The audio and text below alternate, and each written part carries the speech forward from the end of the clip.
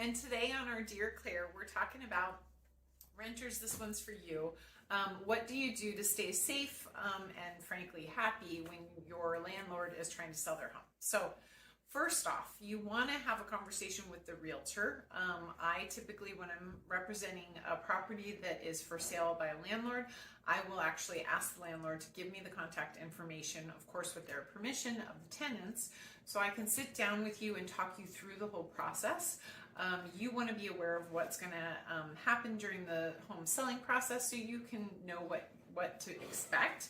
And then it'll help if we can set like a time period in advance so that you know exactly when you can expect to have showings. So, you know, maybe it's 2 nights a week during the week and then 2 times during the weekend, and you just know that those are the times that are prearranged for showings. It makes it easier for me because I don't have to be coordinating with you and maybe all of your roommates or whomever you live with.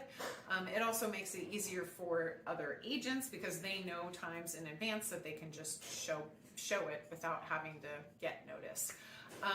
As far as safety goes, those lock boxes that we use, SentryLock lock boxes, actually email me in real time. So they will email the agent that's representing the seller. So you'll always know who's in the property.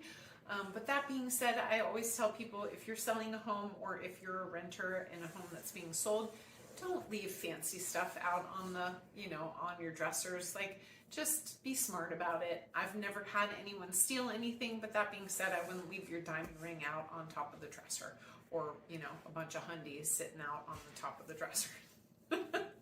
So be smart, but there are a bunch of backstops that we know exactly who's in the house at the time. It emails real time when they access that lockbox, and then it emails us again once they close that lockbox. So we should know whether or not everything's safe and secure.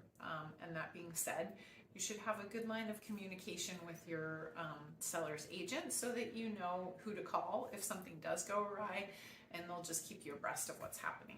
But hopefully that's a good tip for you. Of course, always reach out. I'm happy to help navigate these more complex situations, and we'll see you again on next week. Take care.